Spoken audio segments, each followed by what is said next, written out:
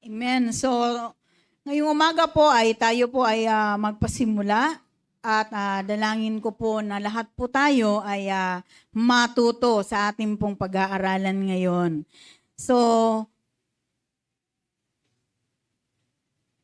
kayo po ay makipag-isa po sa akin sa pagbabasa po ng banal na salita ng ating Panginoon.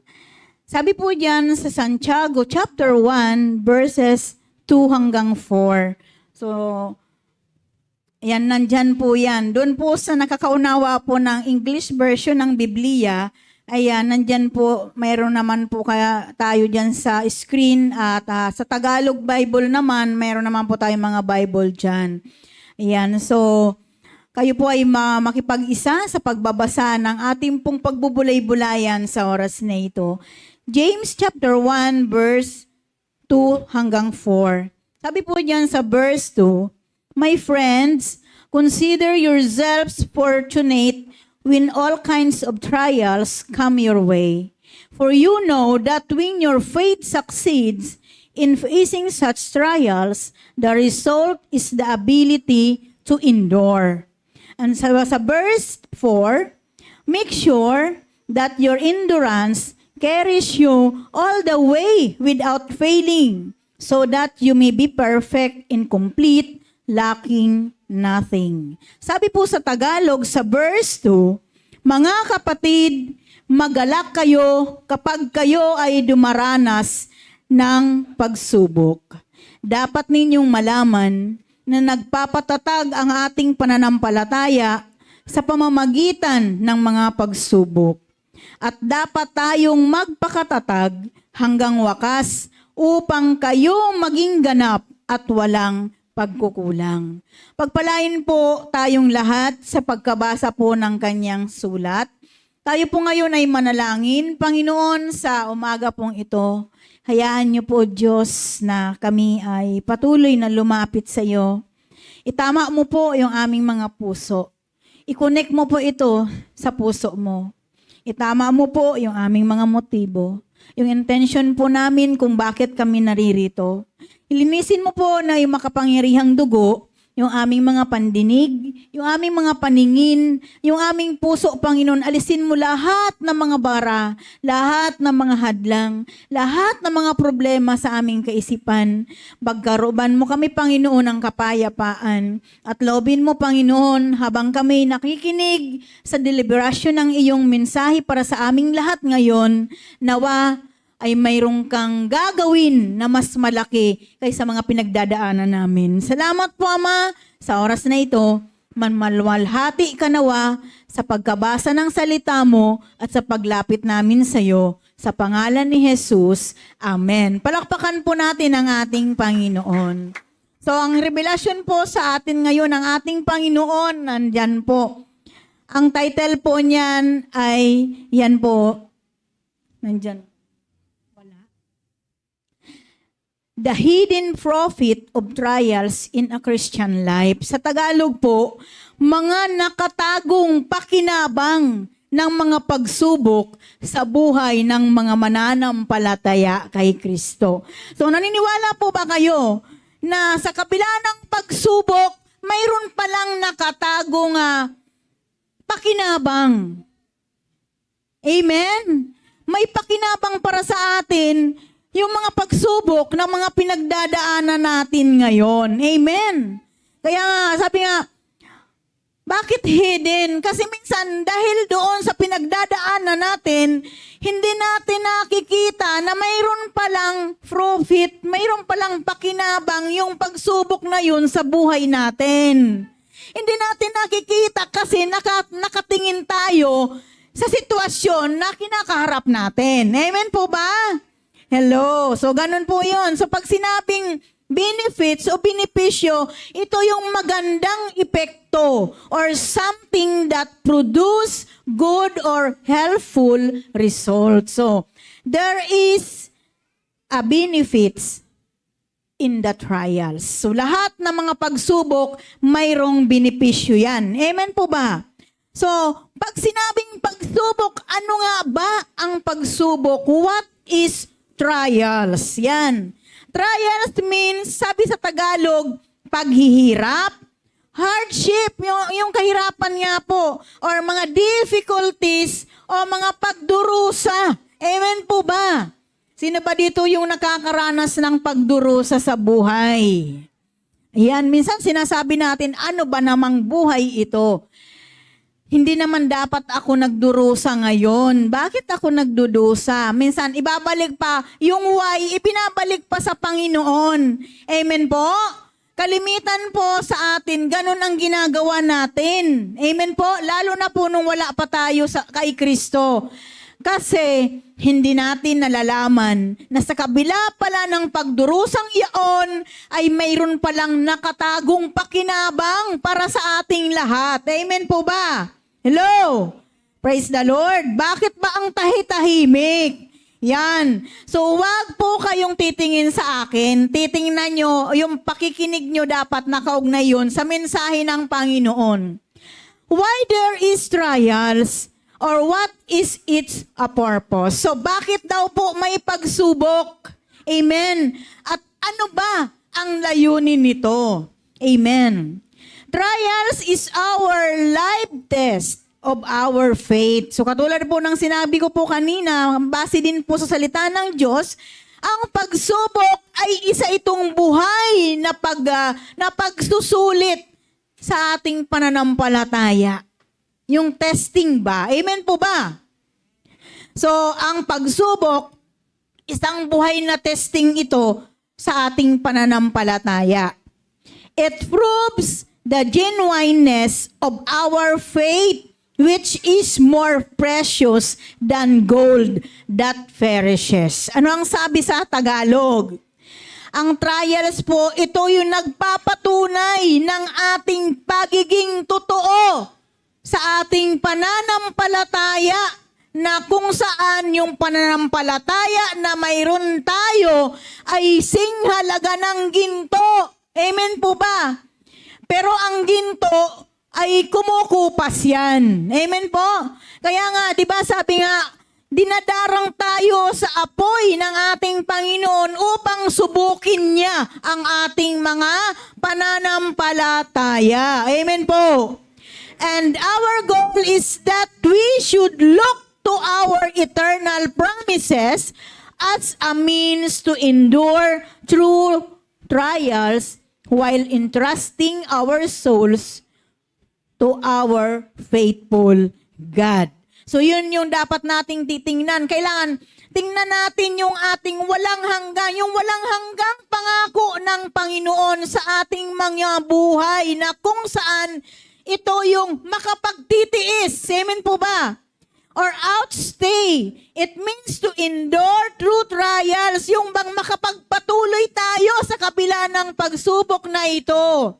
Habang pinagkakatiwala natin ang ating mga buhay sa ating tapat na Diyos. Amen po ba? Hello? Ito po yung kung bakit mayroon tayong pagsubok. Testing yun sa atin ng Diyos. Amen. Sabi nga, bakit kung kailan nakilala ko ang Panginoon, kung kailan nakilala ko ang katotohanan, nalaman ko ng katotohanan, ay kadami-dami namang pagsubok na dumating sa buhay ko. Sabi nga, magpasalamat po tayo kapag mayroong pagsubok dahil alam natin na buhay ang Diyos na sumasa atin. Amen po. Hello. Ang sabi nga po doon sa binasa po natin sa James chapter 4:1-4, it describes a progression where trials produce perseverance in maturity. Ibig sabihin, ito ay nagpapakita ng pagpapatuloy o pag-unlad upang maging magulang tayo sa pananampalataya o maging mature. At ito ay nagbubunga ng katyagaan at kasigasigan. It produces perseverance. Yan. Perseverance means pagtsatsaga or kasigasigan.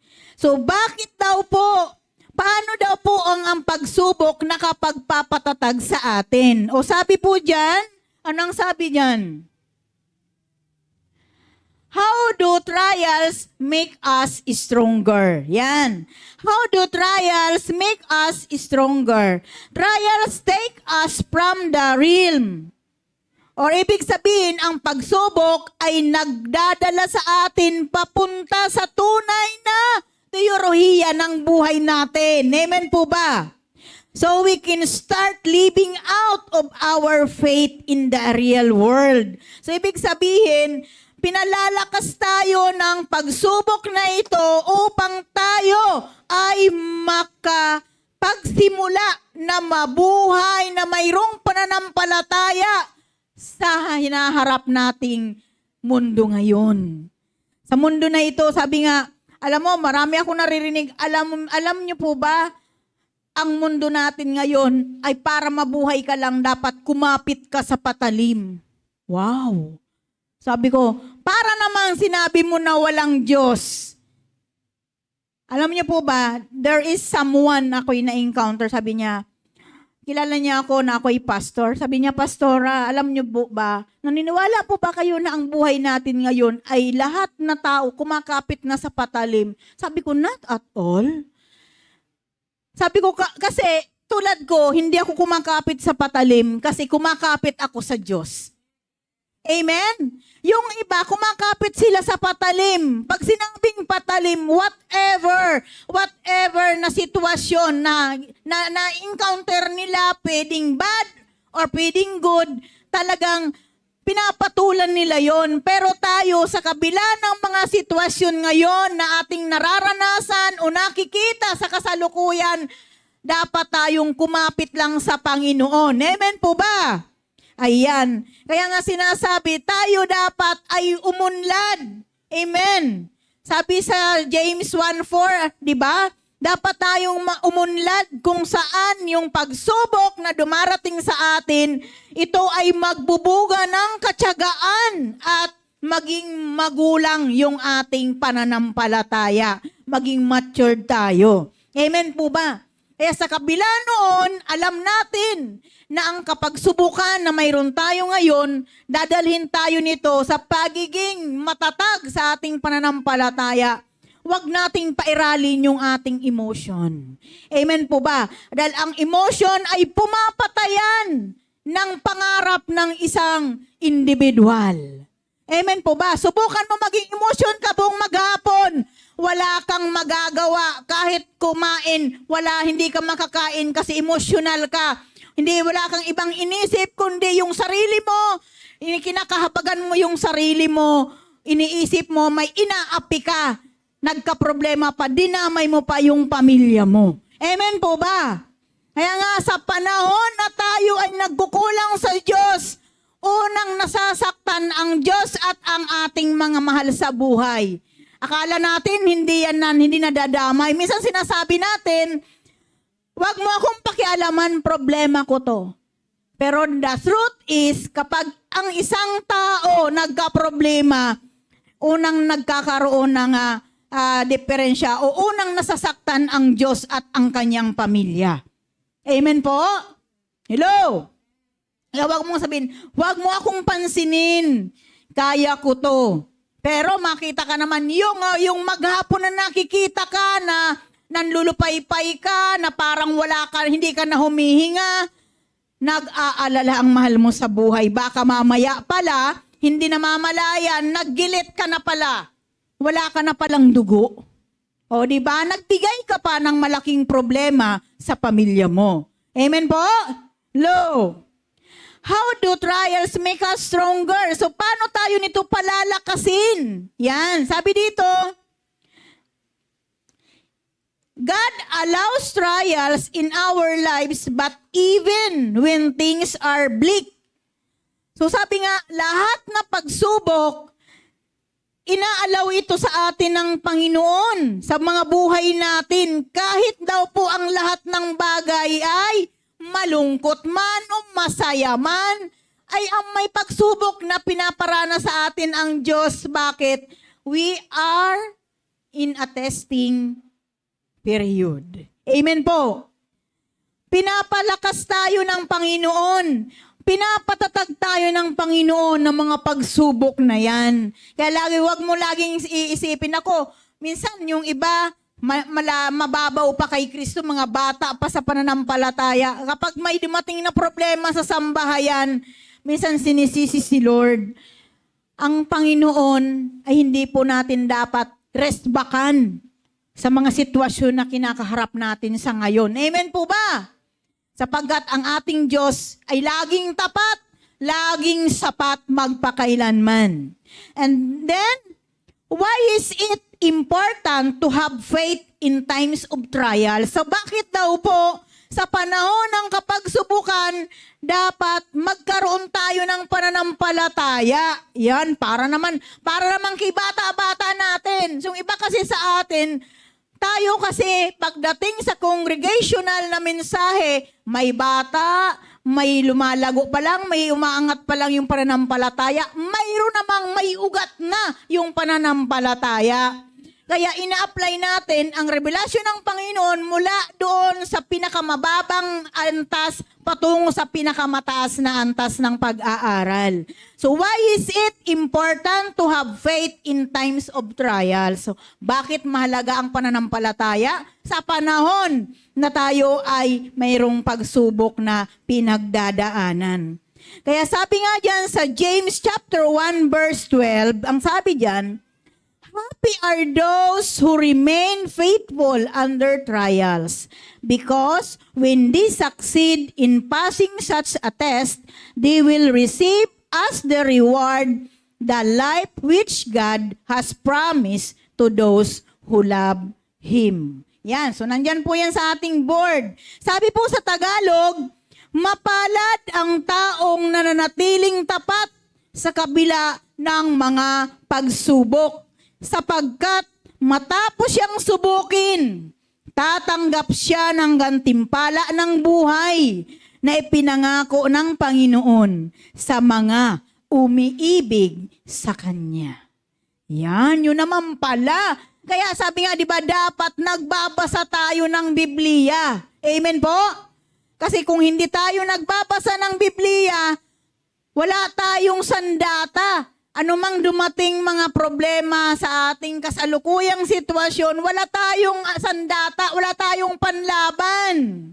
Amen po ba? What if nagkaroon tayo ng problemang malaki? Hindi tayo nagbubuklat ng Biblia. Pupunta ka doon sa kapitbahay mo na wala naman kay Kristo. Ano ang ipapayo sa'yo? Ikaw kasi, Dolce. Ikaw kasi, nag-born again ka pa. Totoo, hindi. Diba? Kasi ganun yun. Pero sabi nga ng Panginoon sa pamamagitan ni Apostola Santiago, diba? Mapalad ang taong nananatiling tapat sa kabila ng kapagsubukan. Kahit na ikaw ay may pagsubok, tapat ka sa lahat na aspeto ng buhay mo.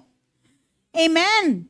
Huwag nating titingnan kung ano yung ating kasalukuyang sitwasyon, kundi ang titingnan natin kung ano yung connection natin sa ating Panginoon. Sapagkat when trials comes, tayo ay hindi nilulubayan ng patnubay ng Diyos. Saan mang dako, nandoon ang paningin ng Panginoon. Kahit pagtaguan natin ang problema, nandoon nakatingin sa atin ang Diyos. Amen po ba? Kaya mas piliin na lang natin ang maging tapat sa kabila ng mga pinagdadaanang pagsubok na ito. Amen po ba? Kasi alam naman natin na nandyan ang Panginoon para sa atin. Amen po? May natutunan po ba tayo? Ayan, napakabuti ng ating Panginoon. Hallelujah! Palakpakan nga po natin ang Diyos. Yan.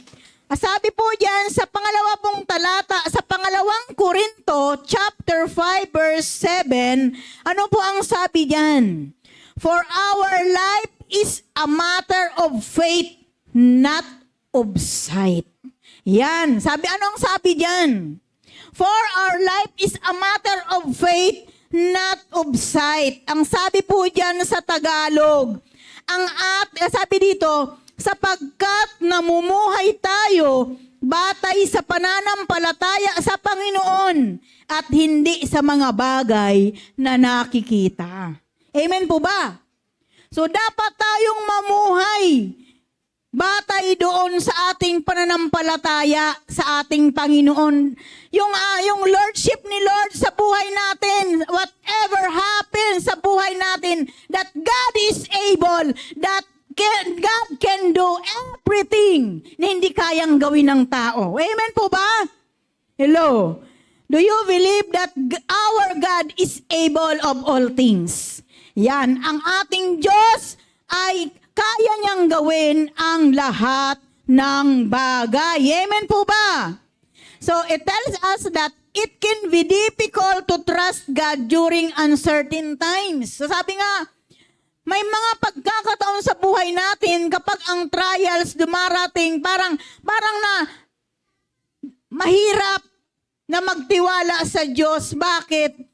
Kasi pinapakita natin na malaki yung problema kaysa Diyos na sumasa atin. Pero kapag sinabi natin na, Lord, kaya mo to, kaya ko to, I will never be give up dahil nandyan ka, Panginoon. Amen po ba? Kaya nga, mapalad ang isang taong mayroong malaking pananampalataya.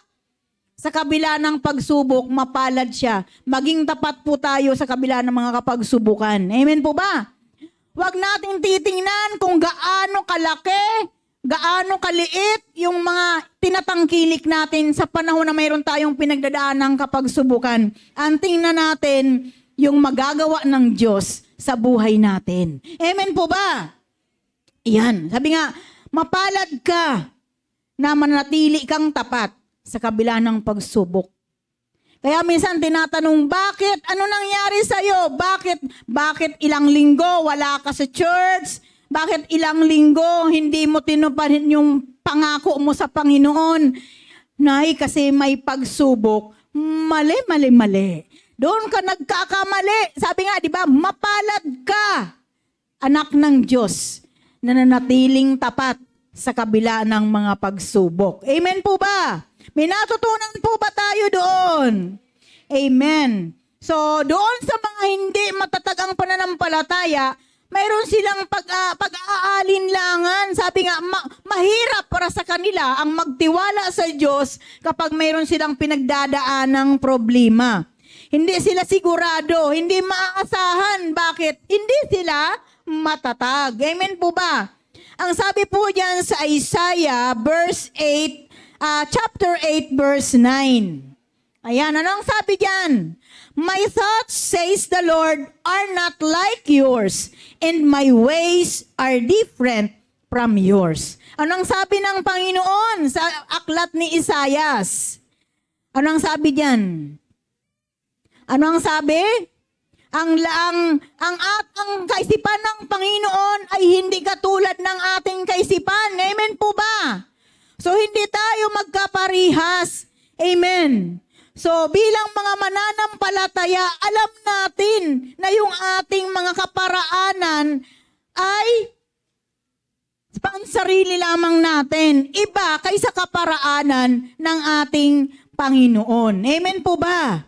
May natutunan po ba kayo doon? Kaya, minsan, ini-skip natin yung kaisipan ng Diyos, pinapalit natin yung kaisipan natin doon. Kapag yung trials, kapag may problema tayong kinakaharap, na alam natin na maging problema din ng lahat, ng pamilya, ng trabaho, ng ministry, yung kaisipan ng Diyos, sinasaklawan natin, sinasapawan ng kaisipan natin. Amen po ba?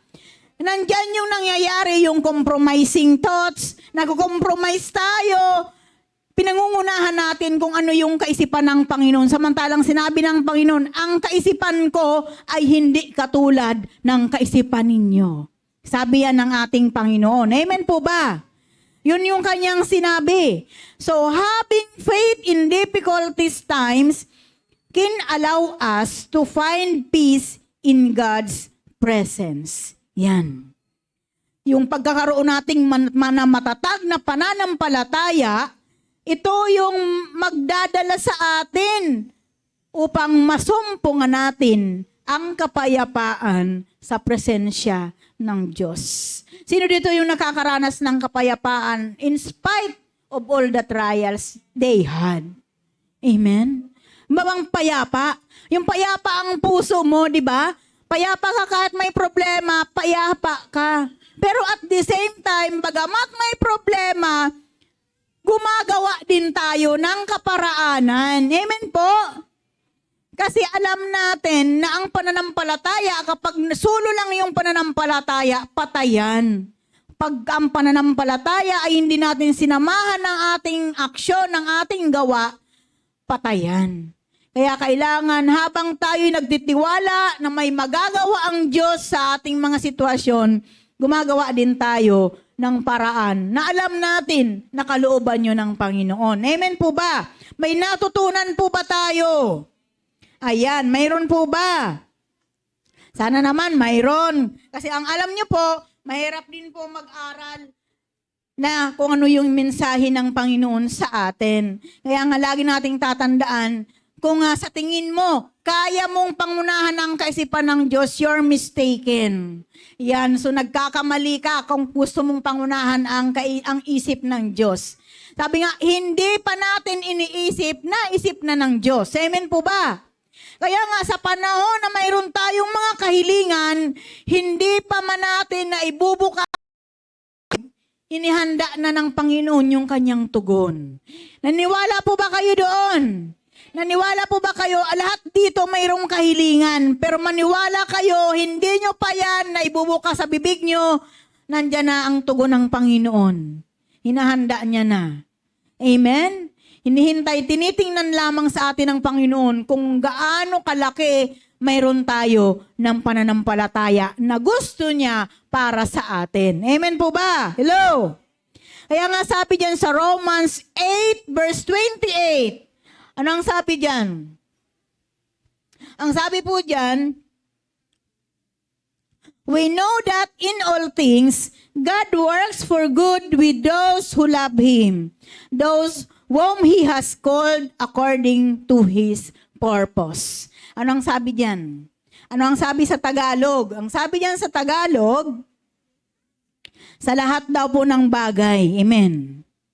Sa lahat ng bagay, ang sabi dito, tingnan natin dito sa verse 28 ng Romans. Alam nating sa lahat ng bagay ay gumagawa ang Diyos para sa ikabubuti ng mga nagmamahal sa Kanya. Silang mga tinawag ayon sa Kanyang layunin. Sa 29, sapagkat sa mula't mula pa'y alam na ng Diyos kung sino ang magiging Kanya at ang mga ito'y pinili niya upang maging tulad ng Kanyang anak. Sa gayon, ang anak ang naging panganay sa lahat at ng maraming magkakapatid. Sa verse 30, ang mga pinili niya noon, panguna ay kanyang tinawag at ang mga tinawag ay kanya ring pinawalang sala. At ang mga pinawalang sala ay kanyang binahaginan ng kanyang kaluwalhatian. Yun yung pangako ng Panginoon. Sa lahat ng pagkakataon, gumagawa ang Diyos para sa ating mga ikabubuti. So, wag lagi nating sabihin, kapag may trials tayong kinakaharap, problema man yan, Lord, ito na naman. Bakit mo ako binibigyan ng problema? Hindi naman dapat ako magka-problema. Alam niyo po, nasa sa atin po yun kung paano po natin i-handle ang problema. Amen po? Church, dapat marunong tayong mag-handle ng problema. Amen? Yung bang kahit na malaki ang problema natin, pero hindi nakikita sa aura, sa reflection natin. Bakit? We are created as Christ-likeness. So, nung tinanggap natin si Kristo, naging kawangis na tayo ni Kristo. Amen po ba? Because Jesus Christ is with us. Sumasa atin na siya. So, lahat na mayroon siya, mayroon din tayo. Amen po? Kaya lahat yan, package yan, yung kaligtasan, yung pagpapatawad, yung pagiging banal, lahat yan, nandun yan sa package yung tinanggap natin si Kristo. Pero ang nakakalungkot sa karamihan, nakakalimutan nila. Minsan malaki na o matagal na sa isang ministry pero hindi pa alam kung ligtas na ba siya o hindi pa. Hello? Once po na tinanggap natin si Kristo, i-assure po natin yung ating tinatanggap. Amen po ba? Kapag mayroon po sa inyong lumalapit at nagpapangaral ng katotohanan, titingnan nyo pong maigi. Titingnan nyo kung sino yung tinatanggap nyo. Baka mamaya hindi naman si Kristo yung tinatanggap nyo. Amen po ba? Alalahanin natin sa tinanggap natin na yan ang kaligtasan. Package po yun. Marami po yun. Para bang ang kaligtasan ng Panginoon na binibigay sa atin ay hinahalin tulad ito sa isang ticket ng eroplano. 'Di ba? Sa ticket ng eroplano, may nakapaloob doon. Nandoon na lahat yung pagkain mo. Nandoon na lahat. Pwede kang umidlip. O pwede kang pumunta doon sa cabin. Pwede kang pumunta sa CR. Pwede kang pumunta doon sa resto bar. May resto bar bang airplane? Amen? Hello? Nakangiti Sister Marie Chris. I-welcome natin. Kauwi niya lang from Riyadh. Yan. Alam niya yon na kung yung kanyang hawak-hawak na plane ticket ay nandun lahat. Si CR siya, magmimerienda siya. Libre yun. Amen po ba? Ganon din po ang kaligtasan ng ating Panginoon na inaalok sa atin. Libre na lahat, nandun na lahat, nakapackage na. Pero bakit ang nakakalungkot? Ang iba sa atin hindi pa alam, hindi alam yung kung ligtas na ba siya. Di ba? Prinoseso ka na nga para sa kaligtasan. Amen? Kaya wag lang nating tatandaan, dapat maging maging aware kayo sa mga pinapangaral sa inyo. Kahit ba yan totoong mga ngaral, wag lang yung tatandaan nyo saan ang punta mo, langit o impyerno. Ang alam mo lang, pupuntan mo, langit o impyerno. Kung paano pumunta doon, hindi mo pa alam. Dapat aalamin natin yan. Dapat alam natin yan lahat.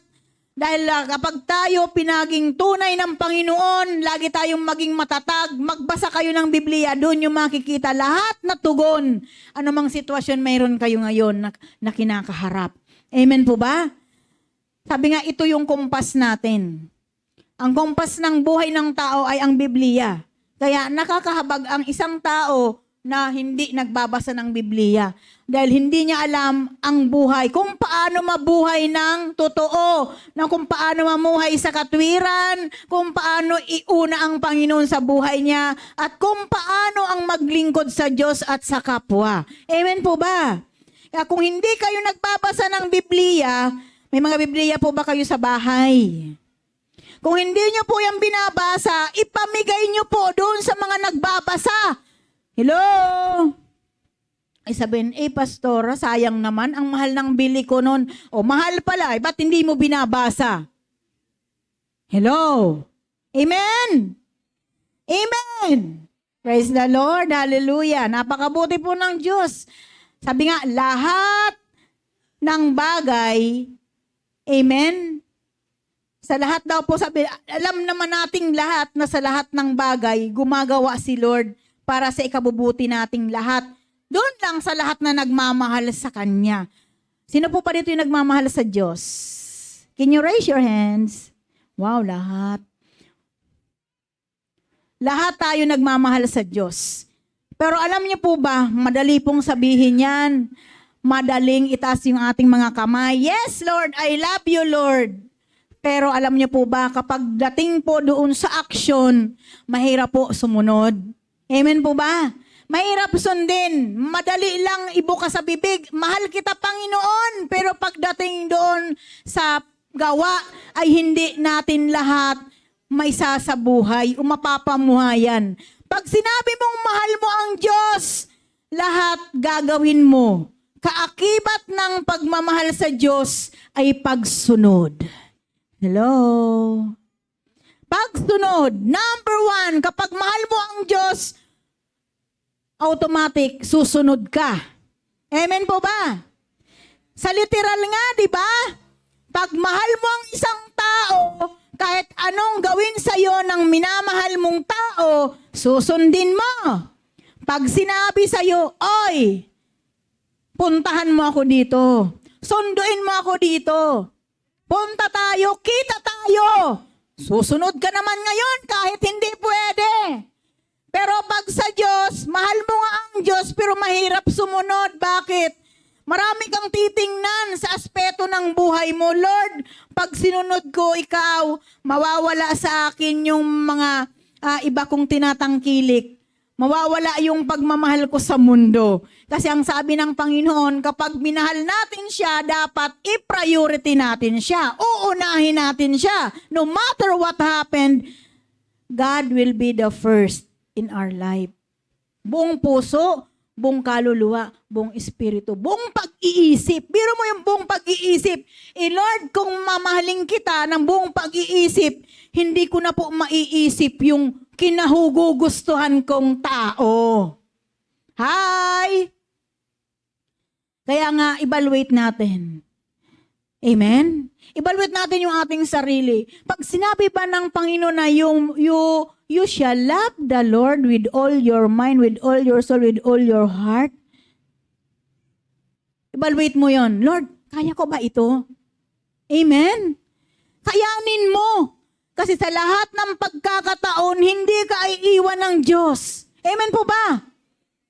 Pero kapag hindi mo maibigay ang pag-ibig mo sa Diyos, pero naibibigay mo naman sa tao, ang tao, kaya kang iwanan, kaya kang palitan, o kaya kang ipagpalit niyan. Amen po ba?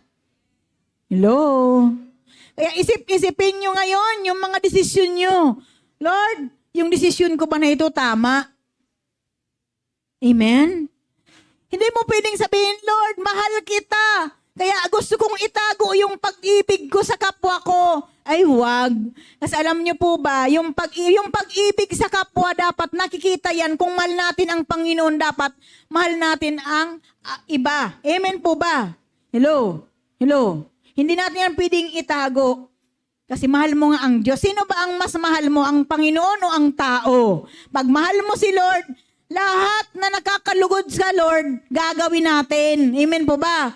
Pag mahal mo naman ang tao, lahat na ginusto ng tao o gusto mo para sa Kanya, gagawin mo. Samantalang pag si Kristo, pag ang Panginoon ang mamahalin natin, mayroong pinagagawa sa atin ang Panginoon, hindi natin minsan nagagawa. Kasi nag-aalanganin tayo. Kasi mayroon tayong isinasaalang-alang sa buhay natin. Mayroon tayong hindi pa naiiwanan sa buhay natin. Amen po ba? Ayan.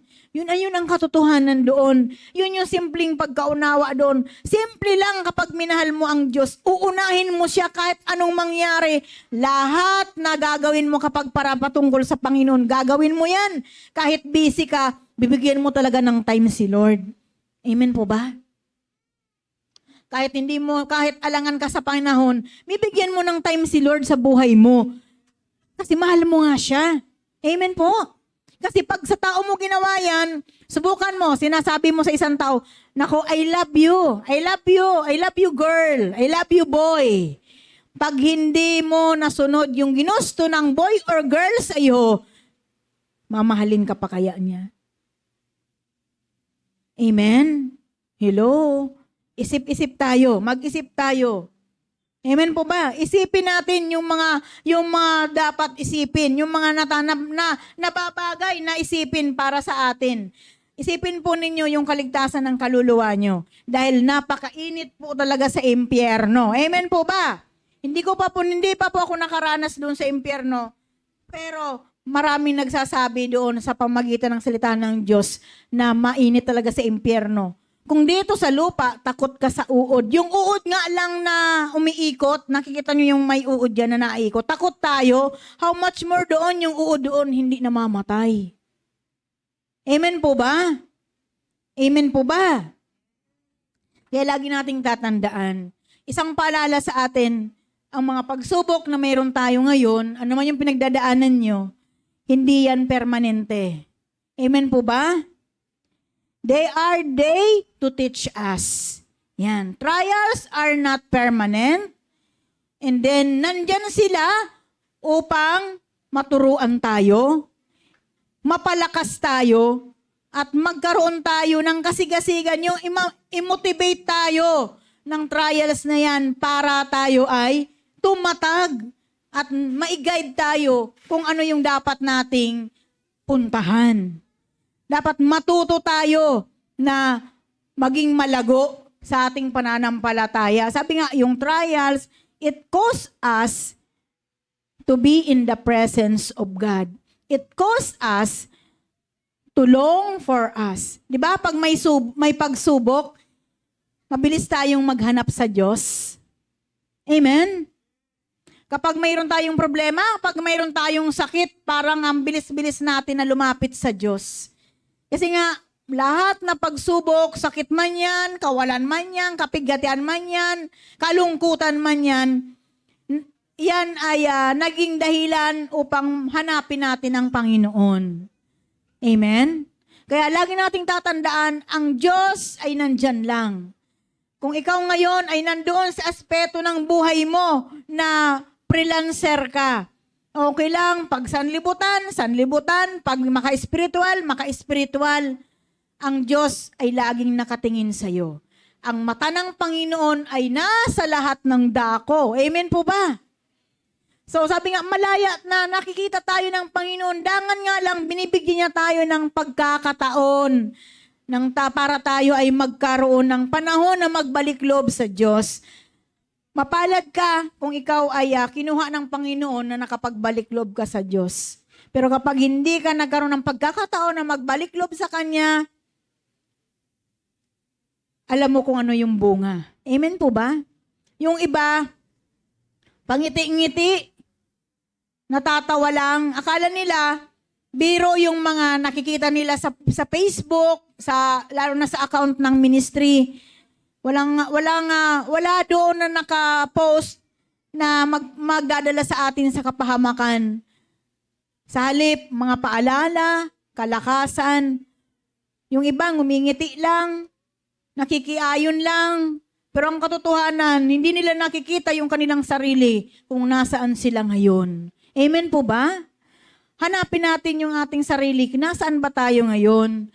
Ano ba yung antas ng ating pananampalataya? Mayroon tayo ngayon. Sabi nga po, sa isa pong kasabihan, sabi dito, the right knowledge of the value of trials make us possible to adopt a joyful attitude. Narinig niyo po ba? The right knowledge of the value of trials make us possible to adopt a joyful attitude. Amen po ba? Sabi nga, yung tamang kaalaman ng kahalagahan o yung kaimportantihan ng pagsubok, ito yung magagawa sa atin na maging posible na ma-adapt natin yung ugali natin pagdating ng pagsubok. Ano bang ugali mayroon tayo? Paano ba natin i-handle ang pagsubok? Tayo ba yung isang individual na kapag may pagsubok, ay naghahanap ng mga kaibigan sa literal para makipag-inuman, makipagsugalan, o whatever na mga makasanlibutang fellowship? O kapag may pinagdadaanan ka, hanapin mo ang Biblia at makipag-usap ka sa Diyos. Amen? May nagtatanong, paano ko po ba makausap ang Diyos? Paano mo ba makausap ang Panginoon? Si Lord, nangungusap siya sa pamamagitan ng kanyang salita, through prayer, and through His servants. Sa mga lingkod ng Diyos, nangungusap ang Panginoon. Huwag kayong mag-atubili na lumapit na humingi ng payo sa mga lingkod ng Panginoon. Yung totoong lingkod ng Diyos. Amen po ba? Yung hindi magbibigay sa iyo ng payo para ikay mapahamak. Yung hindi magbibigay sa iyo ng payo para matuto ka at kung ano yung dapat mong iwasan, maiwasan mo, at kung ano yung dapat mong gawin, magagawa mo. Amen po ba? Kaya nakadepende yan sa atin. Kung paano natin dalhin yung ating mga pinagdadaanan. Yung iba, hindi marunong dalhin yung mga pinagdadaanan. Kaya minsan, napapaghalata tayo base doon sa ating mga karanasan, base doon sa ating mga ginagawa, base doon sa ating mga action. Kaya nga, sabi nga sa literal, sa idiom na pananalita, sa idiomatic terms, actions speak louder than words. Amen? Kaya minsan, pag may problema tayo, mas naging halata yung problema kaysa hindi tayo kumikibo, pero pinapakita natin na may problema tayo. Naranasan nyo ba yan sa isang pamilya, sa isang sambahayan? Hindi nga nagsasalita si nanay, pero napaghahalata naman ni tatay na mayroon siyang problema o mayroon siyang toyo. Alam niyo ba yung toyo? Hindi yung silver swan, hindi yung vinegar, hindi yung, di ba? Kasi pinapahalata, kukuha ng kaldero, ang tunog ng takip. Kukuha na lang ng baso, titingkuin pa lahat na baso. Kukuha na lang ng mainit na tubig, ibabagsak pa yung termo. Di ba? Kaya nga, hindi ka nga nagsasalita na wala kang tupak, wala kang toyo, pero nakikita naman sa aksyon mo. Totoo, hindi. Doon naman sa mga lalaki. May mga lalaki ba dito? Nasaan? Doon naman sa mga lalaki kapag may toyo. Walang ibang hawak. Cellphone. Yung cellphone, malapit na yung kanyang labi. Nakaka-relate ba tayo? Ayaw makausap. Tatanungin mo, anong gusto mong ulam ngayon?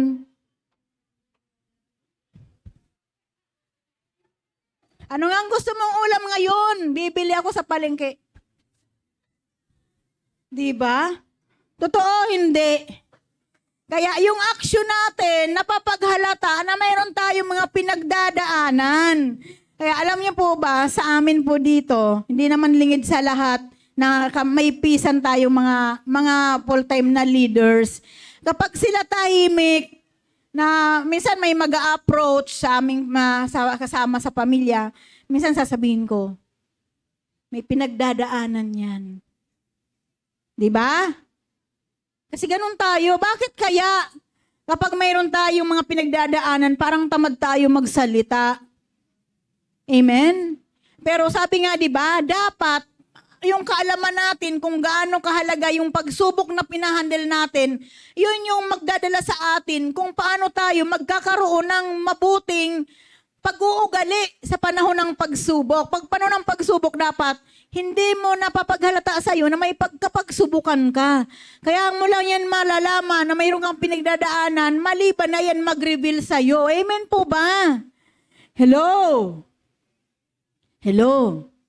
Minsan nakikita nyo si tatay, ngiting-ngiti. Ngiting-ngiti yan. Pero tanungin nyo, may pera ka ba? Wala. So ibig sabihin, may pinagdadaanan yan.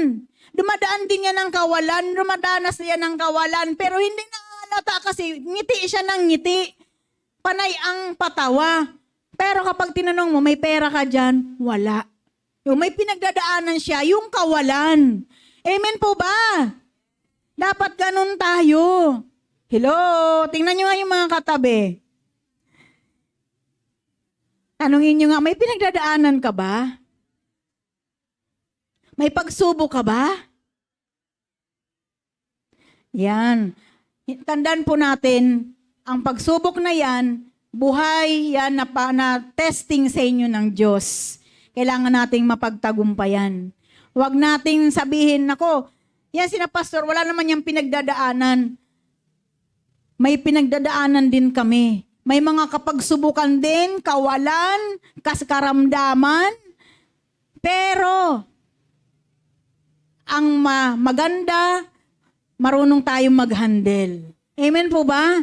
Na-handle natin ng maayos. Bakit?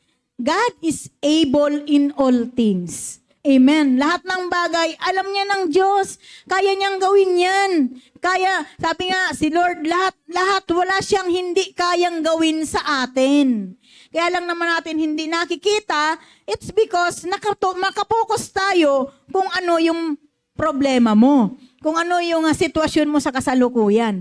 Kapag subukan mong pukusan, kapag nag-focus ka doon sa kawalan, pag pinukusan mo ay naku, wala tayong bigas, hindi naman yan madadalasan. Nakaupo ka lang, na pinupukusan mo yung isip mo, wala kang bigas, hindi ka nag-iisip, kanino kaya ako lalapit para magkaroon ako ng bigas. Amen po ba? At the same time, habang nag-iisip ka, alam mo na si Lord gagawa yan ng paraan. Kapag naisip mo, Sister Dulce, kung ano yung kailangan mo, bigas man yan. Pag naisip mo, Sister Nobi, bigay yun ang karunungan ni Lord sa'yo. Pupunta ka ngayon kay Sister Nobi. Alam mo, kapag ang Espiritu nyo nag-contact, alam ni Sister Nobi kung ano yung needs mo. Amen po ba? Hello? May natututunan po ba tayo? Alam ni Sister Nobi kung ano yung pangangailangan mo. Makikita mo kahit hindi ka magsalita, may bibigay siya sa'yo. Ganon tayo, kapag tayo magkaisa sa Espiritu, iisang pananampalataya, nagdadamayan, mayroong passion sa isa't isa, nalalaman ng bawat isa kung ano yung pangangailangan. Amen po? Hello? Hindi yun yung sabihin, ay, baka sabihin ni Sister Dulce, ay sinanay manghuhula. Hindi. Tingin ko lang kay Sister Dulce, kilala ko na yan eh. Amen? Kaya minsan, misinterpret ako niyan eh. Sabi na ko, nahihiya na tuloy ako kay nanay. Parang pinagpipray siguro niyan, wag na sanang masalubong ko si nanay. Wag ganun ang interpretation. Alam niyo po ba, kung bakit po ganun po yung mga karakter po ng mga lingkod ng Diyos? It's because, as a servant, bilang lingkod ng Panginoon, gusto rin namin kami pagpalain. Pero, ang sabi ng Panginoon sa amin, pagpalain mo muna sila. Kasi the more na nagpapala tayo, mas marami yung ibinibigay na blessing ni Lord. Amen po ba? Kaya huwag niyong i-misinterpret yung gano'n. Kahit maliit na bagay yun sa paningin ng Diyos, napakalaki nun. Bakit? Hindi si Lord nakatingin doon sa bagay na ibinibigay natin na maliit, kundi nakatingin siya doon sa puso natin kung gaano ito kalaki. Amen po ba?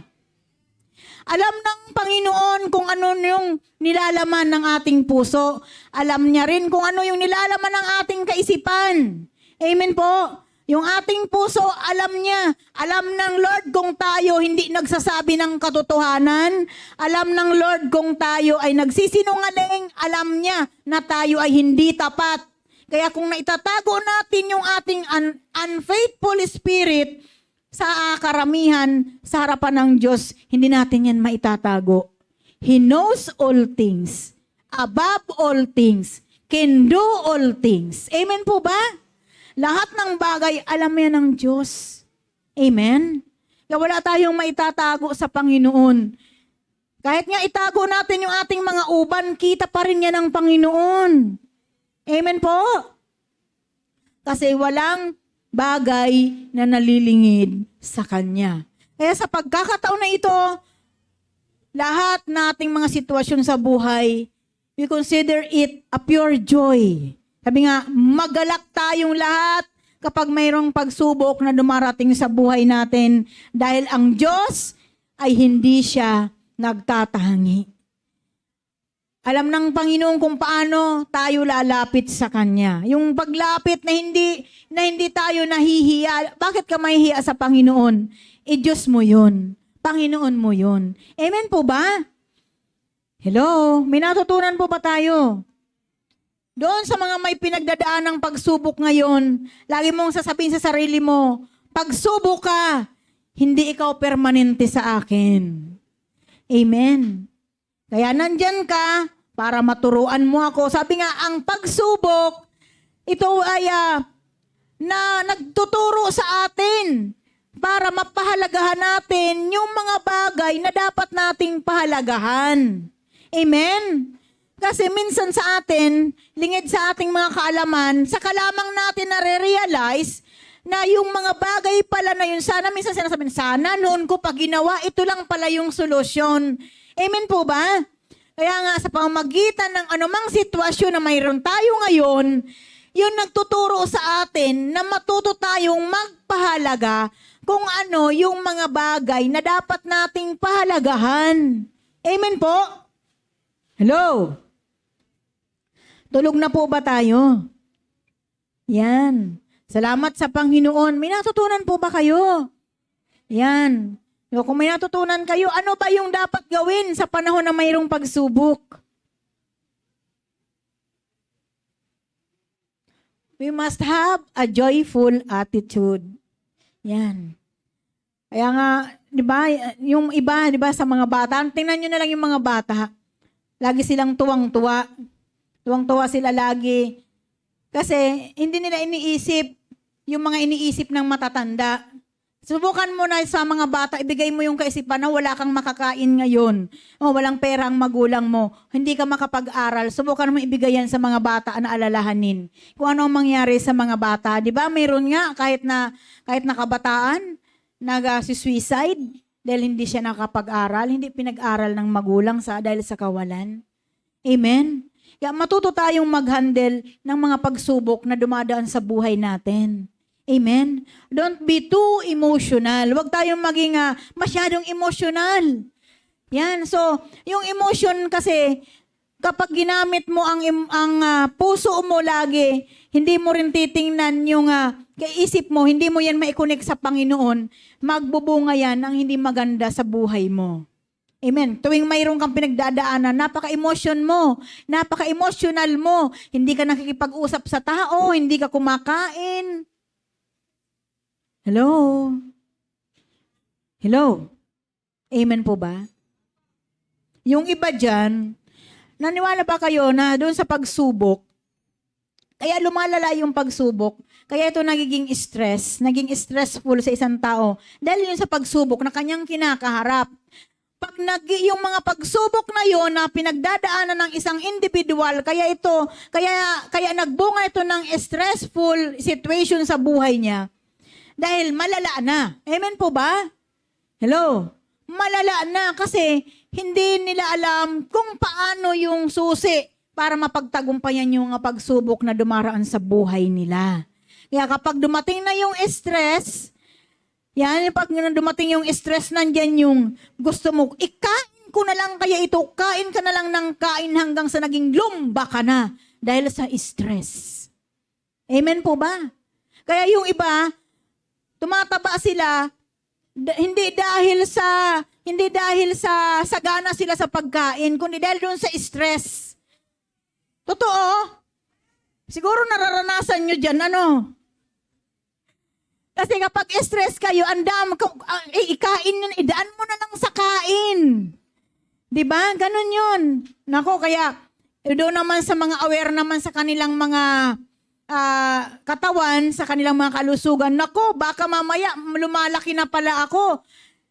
Dapat hindi na ako kakain ng marami. Yung iba talaga, nakikita nyo, nag-i-expand.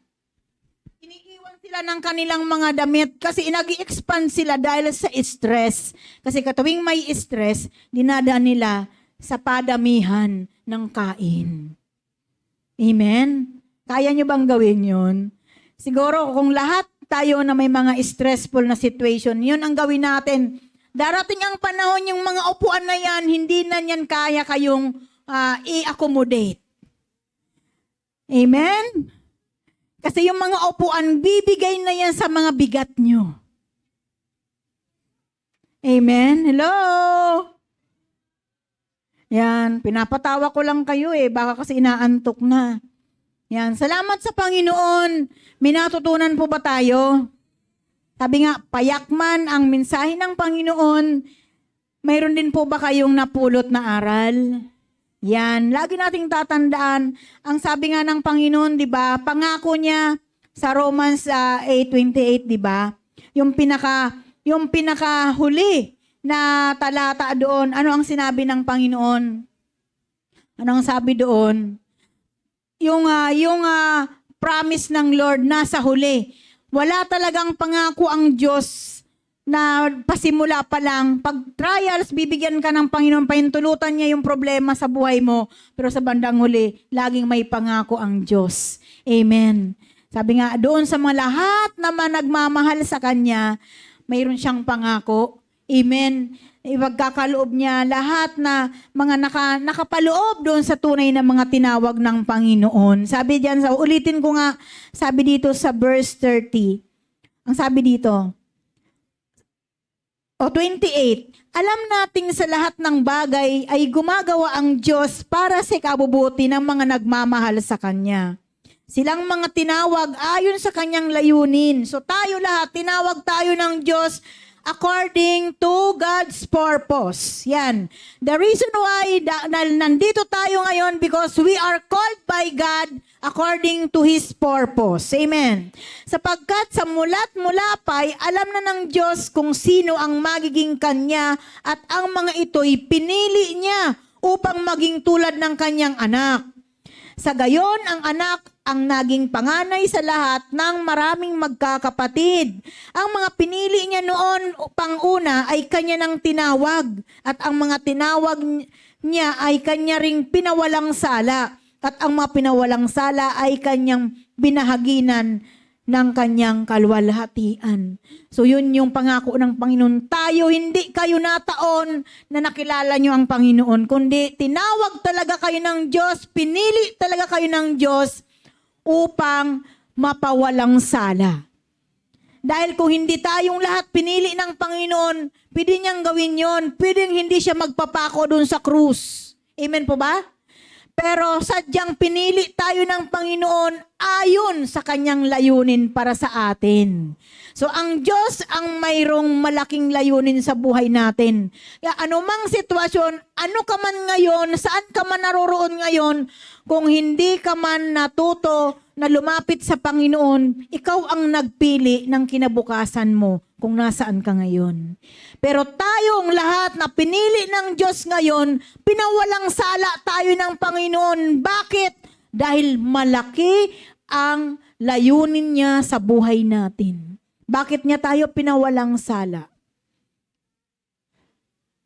Si Lord ang naggawa ng paraan para makapag-reconcile tayo sa Panginoon. Kasi dati, kalaban tayo ng Diyos. Amen? Lahat tayo, kalaban tayo ni Lord kasi hindi tayo nasunod. Kaya ngayon, dinideklara mo sa sarili mo na anak ka ng Diyos, mahal mo ang Diyos, sumunod ka para hindi ka maging kalaban niya. Amen po ba? Kasi kapag hindi ka nasunod, kalaban ka ng Diyos kasi hindi ka sumusunod. Lahat na pinili at tinawag ng Panginoon noong una pa man magpahanggang ngayon, tayong lahat pinawalang sala ng Diyos. Bakit? It is because of His purpose. Layunin ng Panginoon na tayo'y tawagin. Kaya hindi na taon, hindi dahil kay pastor, hindi dahil kay sister, kay brother, kung bakit mo nakilala ang Panginoon, kundi sadyang pinili ka niya, tinawag ka niya upang ipawalang sala. Kasama ka doon sa parusa na ginawa ng ating Panginoong Hesukristo doon sa krus ng Kalbaryo. Kaya, i-treasure mo kung ano ka ngayon. Pahalagahan mo kung sino ka ngayon sa paningin ng Diyos. Kung alam mo ang sarili mo, kung alam mo ang stand mo sa harapan ng Panginoon, pahalagahan mo yan. Dahil hindi mo kagustuhan na maging anak ka ng Diyos. Kundi pinili ka niya talaga, tinawag ka niya talaga para ipawalang sala. Amen? Lahat tayo. Ano ang kapalit? Buhay ng ating Panginoon. Sabi nga, di ba? Sabi ng Panginoon sa salita ng Panginoon dito sa Romans, hinalintulad niya tayo, isinama niya tayo, kasama tayo, kung yung kanyang anak naging panganay, tayong lahat, panganay natin sabi nga, sa lahat nating magkakapatid, ang panganay natin ay ang ating Panginoong Hesukristo. Itinulad tayo ng ating Panginoon, kaya nga pinawalang sala tayo ng Diyos. Kahit na ibinigay niya yung kanyang kaisa-isang anak, mapili lamang tayong lahat. Kaya hindi sinadya na nandyan kayo ngayon. Nakikinig ng pangangaral ng katotohanan, kundi pinili kayo ng Diyos. Pinawalang sala kayo ng Panginoon for His purpose. Amen. We are called according to God's purpose. May mga layunin si Lord kung bakit niya tayo tinawag. We are called to serve. We are called to be your pastor. We are called to be your leader. You are called to be a leader in your family. Amen po ba? Tinawag kayo ng Panginoon para maging leader kayo sa inyong sambahayan. Ang sambahayan na walang Diyos ay hindi matatawag na isang pamilya. Tandaan po natin yan. Ang isang pamilya, it composes of father, mother, and the children. At ang kalagitnaan yan, the center is the Lord. Our Lord Jesus Christ. Pero kapag wala ang Panginoong Jesucristo sa center, sa kalagitnaan ng buhay nyo, bilang isang pamilya, hindi kayo matatawag na family. Amen? Purihin po natin ang ating Panginoon at palakpakan po natin siya. Yan, hallelujah! Mabuti po ba ang Diyos? Amen. Sa lahat ng panahon, sa lahat ng pagkakataon, God is so good. Amen? Napakabuti ng Diyos. Wala siyang katulad. Hindi siya nagkukulang noon, ngayon, at magpakailanman. Nawa, mayroon tayong napulot na mabuting aral sa araw na ito. Pagpalain po tayong lahat ng ating Panginoon. Tayo pa.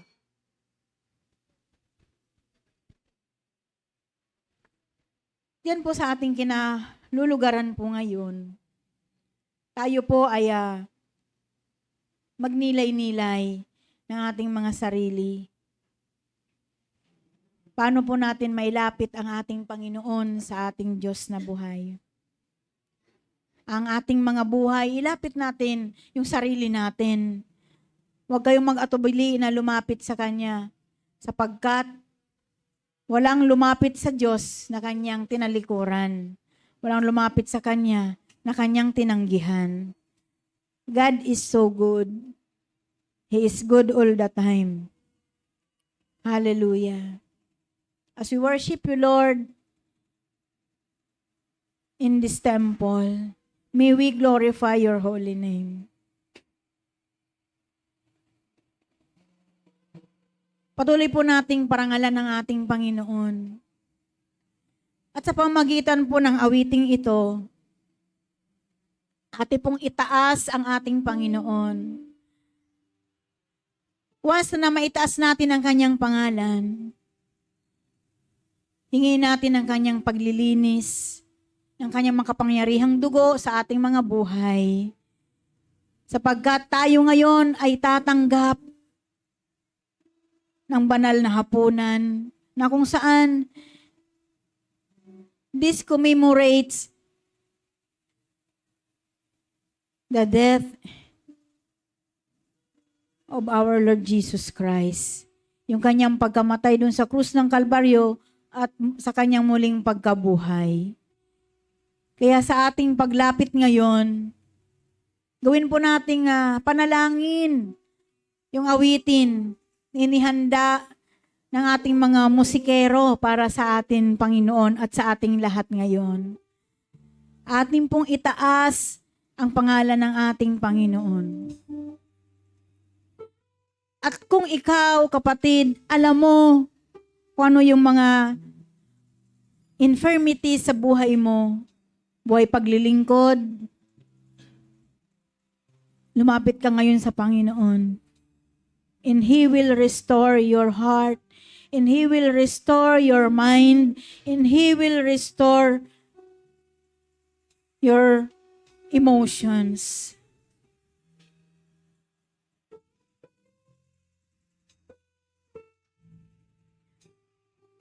Sa oras pong ito, dadalhin po namin kayo sa presensya ng Panginoon na kung saan, sa presensya ng Diyos, may kalayaan.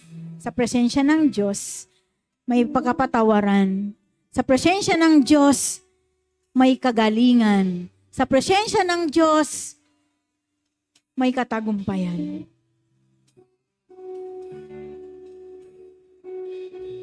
Atin pong ipikit yung ating mga mata. Church, whether you are a children, a youth,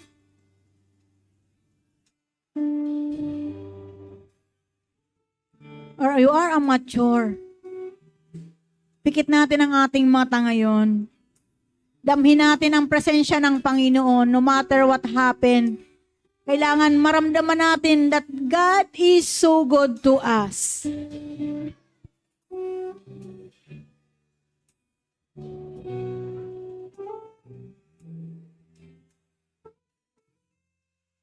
Hallelujah. Hallelujah, Jesus. Hallelujah. We worship you. Worship you in spirit. Itataas kita. Purihin po natin ang ating Panginoon. Itataas kita. Lord, sa pamagitan ng pagtaas ng aming mga kamay, Lord, we want more of you, less of our flesh. Itataas kita. Once again. Itataas kita. Itataas kita. Sa buhay ko, sa puso ko, itataas kita. Hallelujah, we worship you, Lord. Habang may hininga Sa'yo ako ay sasamba. Habang mayroong lakas, pupurihin kita. Panginoong Jesus, minamahal kita. Tunay na Diyos, pag-ibig mo'y kahangahan. Panginoon, kita. itataas kita. Sa buhay ko, sa puso ko, itataas kita. Sampai itataas ka namin, O Diyos. Itataas kita.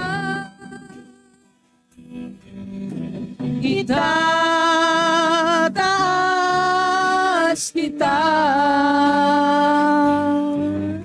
Sa buhay ko, sa puso ko, itataas kita. Sabihin natin sa ating Panginoon. Habang may hininga Ako sa'yo ay sasamba. Habang mayroong lakas, pupurihin kita. Panginoong Jesus, minamahal kita. Tunay na Diyos, pag-ibig mo'y kahangahan.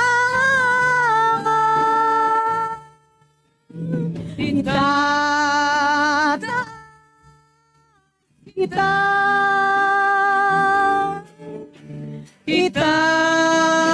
Itataas kita. Sa buhay ko, sa puso ko, itataas kita.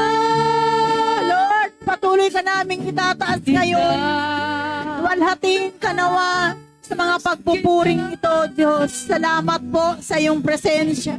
Salamat po sa kalakasan. Salamat sa magalak na buhay, magalak na puso na kalungkos sa amin ngayon. sa puso ko itataas kita. Hallelujah. Hallelujah, Jesus. Hallelujah. We worship you. We magnify your holy name. Itataas kita. Sa oras na ito, tayo'y lumalapit sa ating Panginoon. Hingi po natin ang tawad lahat ng mga pagkukulang natin sa Kanya.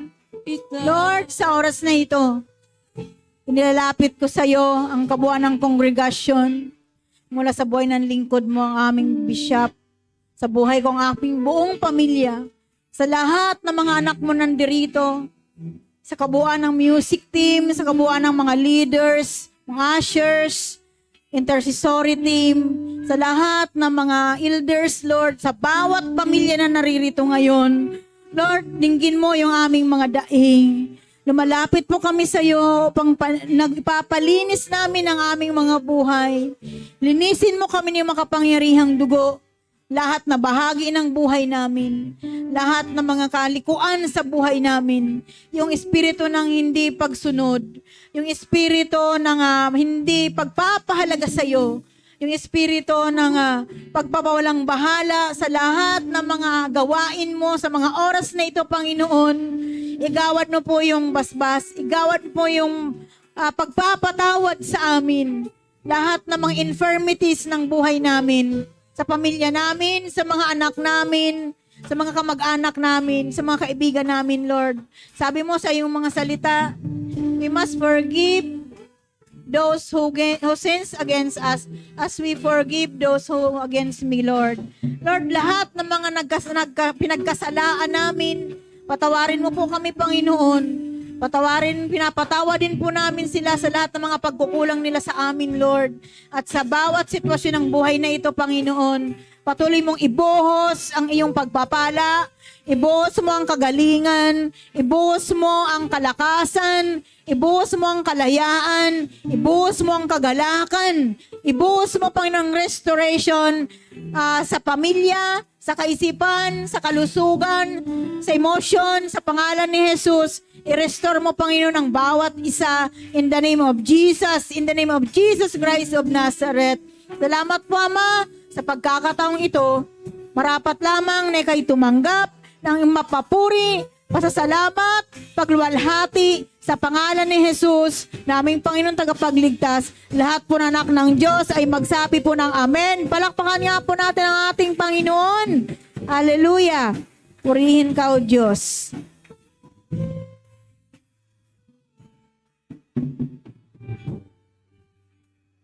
Amen.